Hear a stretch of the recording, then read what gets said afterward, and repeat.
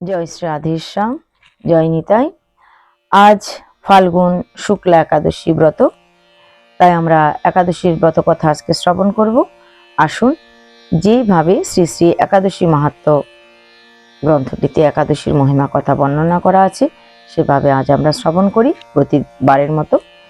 ব্রহ্মাণ্ড পুরাণোক্ত মামধাতা বৈশিষ্ট্য সংবাদে মামধাতার জিজ্ঞাসার উত্তরে বৈশিষ্ট্যমণি বলিয়াছিলেন। তাহলে কে বলছে? বৈশিষ্ট্যমণি বলিয়াছিলেন, হে মহারাজ, আমি সর্ববতে শ্রেষ্ঠ ও সর্বপ্রাণীর ফলপ্রদ ব্রতের বিষয় বলিতেছি। ইহার নাম আমলকি ব্রত। তাহলে আজকের যে একাদশী আমরা পালন করছি এটার নাম কি? আমলকি ব্রত। এ মহাপাপ নাশকারী, সর্বলোকের মুখ্য ফল প্রদানকারী সহস্র গোদানের ফল প্রাপ্ত হয় এই একাদশীর ব্রত ফলে। তাহলে কি হয়? আমাদের সমস্ত পাপ তো নষ্ট হয়, সর্বলোকের মুখ্য ফল তো প্রাপ্ত হয়, সহস্র গোদানের ফলও প্রাপ্ত হয় এই একাদশী ব্রত যারা করেন। এই ব্রত মাহাত্ম্য স্বরূপ আমি একটি আখ্যায়িকা কীর্তন করিতেছি, অর্থাৎ একটা উপাখ্যান আমাদেরকে শ্রবণ করাচ্ছেন। প্রাচীনকালে বিদিশা নগরে শশবিন্দু নামে এক ধর্মপ্রাণ নরপতি ছিলেন। তাহার প্রজাগণ ধার্মিক ছিলেন। একদা ফাল্গুন মাসের শুক্লা পুণ্যময়ী আমলকি ব্রত একাদশীতে প্রজাগণ সহ উপবাস করত পুণ্য কুম্ভ স্থাপন ও পূজা করিলেন। হে বিধাত্রে সম্ভূতে ধাত্রী অমলকি, আমি সর্বপাতক, আপনি সর্বপাতক নাশিনী, আপনাকে নমস্কার। আমাদের প্রদত্ত অর্ঘ্য গ্রহণ করুন। হে ধাত্রী, আপনি ব্রহ্মস্বরূপা, আপনাকে ভগবান শ্রীরামচন্দ্র পূজা করিয়াছিলেন। প্রদত্ত বিধি দ্বারা আমাদের সর্বপাপ হরণ করুন। এইভাবে ভক্তি সহকারে পূজা করত শ্রী বিষ্ণু বিষয়ক কীর্তন করিয়া রাত্রি জাগরণ করিতে লাগিলেন।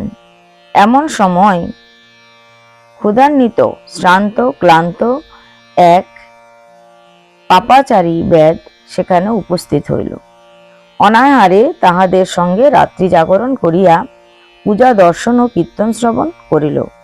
রাত্রি প্রভাতে লোক সকল চলিয়া যাওয়ায় বেদও অতি কষ্টে নিজ গৃহে ফিরিয়া আসিল। বহুদিনান্তে বেদের মৃত্যু হইলে উক্ত একাদশীর ব্রত উপবাস ও জাগরণের পুণ্যে বেদ পরজন্মে জয়ন্তী নগরের বিদুরথ নামক রাজার পুত্র হইয়া জন্মলাভ করিলেন। তারপর সিংহাসনে আরূঢ় হইয়া ধর্ম আচরণ, সত্য কথা ও বিষ্ণু ভক্তি যাজনে ব্রতী হইলেন।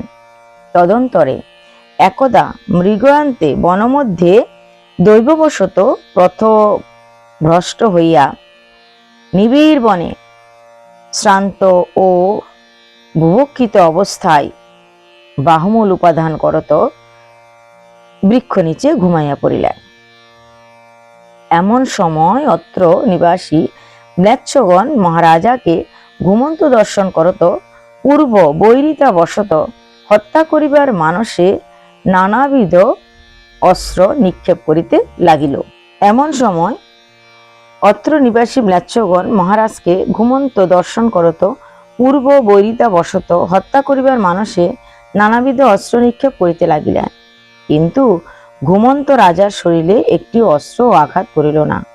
এমন সময় ওই নিপতির শরীর হইতে সর্বাঙ্গ সুন্দর এক প্রমদা নারী মূর্তি উদ্ভূত হইয়া চক্রহস্তে ম্লেচ্ছগণকে হত্যা করিলেন। রাজা কিন্তু ইহার কিছুই জানিতে পারিলেন না। নিদ্রাভঙ্গ হইলে এইরূপ অদ্ভুত দৃশ্য দেখিয়া চিন্তা করিতে লাগিলেন। তখন আকাশবাণীতে শুনিতে পারিলেন, ওই আমলকি একাদশী ব্রতের ফলে ও বিষ্ণুধর্ম যাজনের ফলে ভগবান কেশবই তাহাকে রক্ষা করিয়াছেন। তাহলে কে রক্ষা করলো রাজাকে? ভগবান কেশব। মহারাজ তৎশ্রবণে কুলনাম্বিত হইয়া ধর্ম অনুসারে রাজ্য শাসন ও প্রজাপালক পূর্বক জীবনান্তে বিষ্ণুলোক গমন করিলেন। এটা ছিল আমাদের আজকের একাদশীর ব্রত কথা, যেটা আমরা শ্রবণ করলাম। একাদশীর ব্রত কথা শ্রবণ করবেন। একাদশী ব্রত যারা করেছেন কিংবা যারা করতে পারেন নাই, ভগবানের পূজা অর্চনা করবেন। যতক্ষণ পারেন রাত্রি জাগরণ করে হরিনাম করবেন। আজকে এই পর্যন্তই। জয় নিতাই, জয় শ্রী রাধেশ্বর।